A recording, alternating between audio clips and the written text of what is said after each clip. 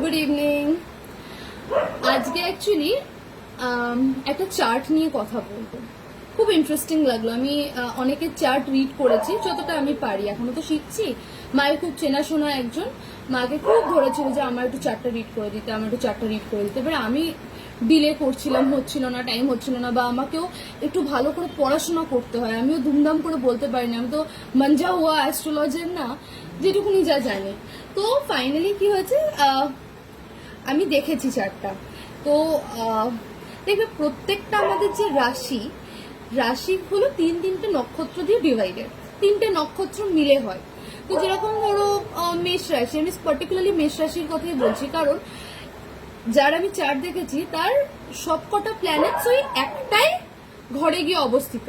মেষ খুব রেয়ারলি এরকম দেখা যায়। এবার দেখো, সানের সাথে ভিনাস, মার্কারি এরা সব কাছাকাছি থাকে। তো তো কোয়াইট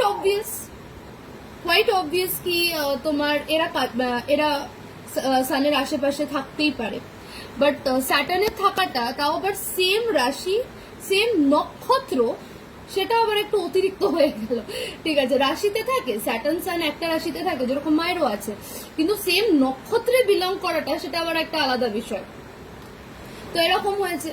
তো যেরকম মেষ রাশি তিনটে নক্ষত্র থাকে, একটা হলো অশ্বিনী, ভরণী আর Krittika. Ashwini is ruled by Ketu, ভরণীটা মনে পড়ছে না, আর কৃতিকা হলো রুলড বাই সান ইটসেলফ। আর মেষ রাশিতে হলো সব থেকে উচ্চ হলো সানের ওটা এক্সল্টেড পজিশন। আর ঠিক মেষ রাশির তলায় থাকে তুলা রাশি, যেখানে হলো সান ডেবিলিটেটেড হয়ে যায়, মানে নিচস্থ হয়ে যায় সেখানে। এবার তার রাশি হলো টরাস, কিন্তু যেখানে মানে মুন সাইন হলো টরাস, কিন্তু তার প্রত্যেকটা ইম্পর্টেন্ট প্ল্যানেট একটাই ঘরে, জুপিটার, দেন মার্কারি, ভিনাস, সান, স্যাটার্ন, এই পাঁচটা ইম্পর্টেন্ট প্ল্যানেট একটা ঘরেই ঢুকে গেছে। এবার কি হয়, সান আর ভিনাস হলো অ্যান্টি, সানের সাথে ভিনাসের চলে না, দে আর এনিমিস। ঠিক আছে, আবার স্যাটার্ন আর সান দুজনেই এনিমিস, ওদেরও দুজনের চলে না। আছে তো আছে, সবাই একটাই নক্ষত্রে আছে, মানে তুমি আমার ঘরে তো রয়েছো, আমার ঘরে আবার আমার নক্ষত্রের ভেতরে রয়েছো। এবার কি হয়, প্রত্যেকটা প্ল্যানেট এখানে কম্বাস্ট, পুড়ে গেছে। Venus combust, mercury combust, most of the চার্টে মার্কারি কম্বাস্টই থাকে। Saturn combust, Jupiter combust. এত সানের এত ক্লোজ থাকার সত্ত্বেও না, ওরা কি হয়ে যাচ্ছে, কম্বাস্ট হয়ে যাচ্ছে। তো ওদের যদি কিছু পজিটিভ রেজাল্টও দেওয়ার থাকে ওরা দিতে পারবে না, ওদের রেজাল্টটা খুব ইয়েতে চলে আসবে, এফেক্টটা কমে যাবে। তো এবার বিষয়টা, স্যাটার্নের বিষয়টা এরকম হয়ে যাচ্ছে। আমি ঠিক আছে, আমি মঙ্গলের রাশিতে তো রয়েছি, কিন্তু আমি ওখানে সূর্যের নক্ষত্রের মধ্যে ঢুকে বসে আছি, সেখানে সূর্যের পাওয়ারে আমি এমনিই জ্বলে পুড়ে ফাঁক হয়ে যাচ্ছি। তাহলে আমি কি হবে এবার? তো এই জাতকের লাইফে যাই হবে সবই এমনিতেই ডিলেড হবে, যেটা আমার তো আছেই ডিলেস, কিন্তু এরও খুব ইজিলি খুব পাবে না কিছু, এরও প্রচুর হাতুড়ি মারতে হবে। যেমন সিম্পল কথা বলছি, ধরো 10,000 টাকা ও ধরো কাজ করছে, প্লাস ওভার টাইমও করছে 2 ঘন্টা, যে 10,000 টাকাটাও ইনকাম করবে। স্যাটার্ন বলছে দেবো কেন আমি, ধরো ওই টাকাটা ও চিন্তা করছে যে আমি 5 বছরে পাবো। স্যাটার্ন বলছে না না না না, ওকে আরো খাটতে দাও, আমি 10 বছরে দেবো। এবার যেহেতু সেখানে আবার জুপিটারও বসে আছে, এবার জুপিটার কি বলতো, দেবগুরু সবসময় খারাপ ফল দেয় না। ঠিক আছে, তো জুপিটার বলছে আচ্ছা ঠিক আছে, ও এত কষ্ট করছে, ওই 2 ঘন্টা কাজ করাটা ইনসেন্টিভ না হয় ওকে দিয়েই দেওয়া যেতে পারে। তো ধরো 2 ঘন্টা কাজ করার ইনসেন্টিভ, ধরো যেখানে 10 বছর বাদে 10,000 টাকা ওর স্যাটার্ন ওকে দিত, সেখান থেকে হয়তো জুপিটার ওকে দিয়ে দিচ্ছে, মানে ওই ইনসেন্টিভ, যেটা 2 ঘন্টা কাজ করার, ধরো 3-4 হাজার টাকা ধরো পেয়ে যাচ্ছে, মানে একটা সাপোর্ট পেয়ে যাবে, অত বেশিও লসে রান করবে না, এরকম একটা ব্যাপার। এবার ভিনাস হয়ে যাচ্ছে ওখানে নেগেটিভ, ভিনাস বসে আছে, মানে সান বলছে আমার ঘর, এবার তোরা এসছিস, তোরা তো আমার অ্যান্টি, হ্যাঁ আমার সাথে ফ্রেন্ডলি না। আরো এই প্ল্যানেটস গুলো কি হবে, এমনিতে আনকমফোর্টেবল ফিল করছে, তারপরে আবার সেম নক্ষত্রে বসে আছে, ডিসকমফোর্টটা আরো বেড়ে যাচ্ছে, তার সাথে আবার কম্বাসন।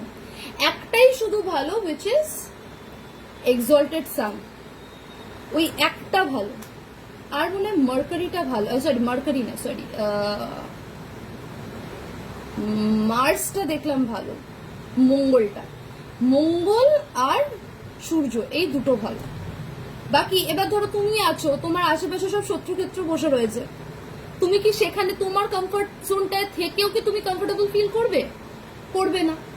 তো এরকমই বিষয় প্ল্যানেটস এর ক্ষেত্রেও তাই হয়েছে, ও তো বসে আছে কিন্তু দুদিকে দুটো শত্রু বসে আছে, তো ওরও কমফর্ট জোনটা কোথাও চলে যাচ্ছে, তাহলে ও যে ভালো দারুণ এফেক্টটা দিতে পারতো সেটাও কোথাও একটা মিনিমাইজ হয়ে যাবে।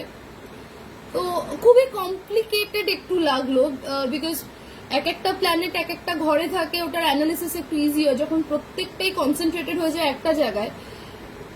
খুব আমি তো এত বড়, আমি তো শিখছি না, আমি এখন কতই বা ডিটেল কিছু বলতে পারবো, তো যেটুকুনি যা বলেছি ভালো লাগে, একের সময় একটা প্র্যাকটিস হয়ে যায়, অ্যাটলিস্ট আমি জানতে পারছি, ডিফারেন্ট চার্টস দেখছি, বুঝছি।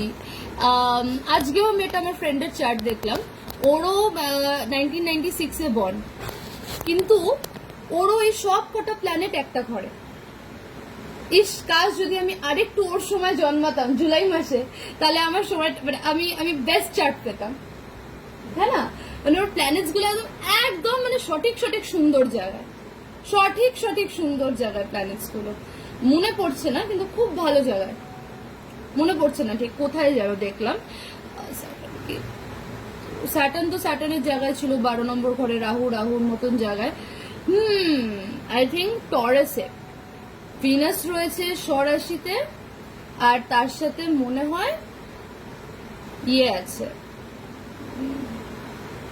রাহুর জায়গায় তো ছিল, মনে পড়ছে না, যাই হোক, বাট ইট ওয়াজ গুড। তো যাই হোক, আমি আজকে এই কালকে এই চার্টটা দেখলাম, আর এই চার্টের ব্যাপারে যে অ্যানালিসিস করলাম, তো আমার তাই মনে হলো। এবার যারা আমার প্রোফাইলে যারা অ্যাস্ট্রোলজার্স অলরেডি রয়েছে বা যারা দেখে, তারা প্লিজ আমাকে বলো বা নিজেরা একটা মানে জানিও যে মেষ রাশি কৃতিকা নক্ষত্রের মধ্যে জুপিটার, ভিনাস, মার্কারি, সান আর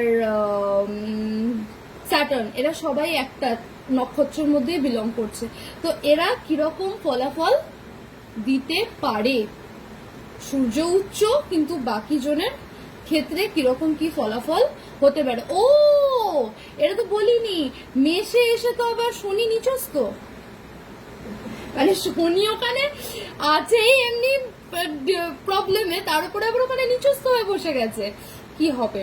তাহলে সেটা কিরকম কি ফল জাতক পেতে পারে, যারা আমার চার্টে, মানে চার্টে বলছি আমার চ্যানেলে যদি কোনো অ্যাস্ট্রোলজার থেকে থাকে, তো প্লিজ একটু জানিও, তাহলে আমি আমার যে ডিটেলড এক্সপ্লেনেশনটা মানে যেটুকুনি দিতে পেরেছি তার সাথে হয়তো আরেকটু কিছু একটু ট্যালি করে দেখতে পারবো যে কিছুটা ঠিক বলেছি কি না।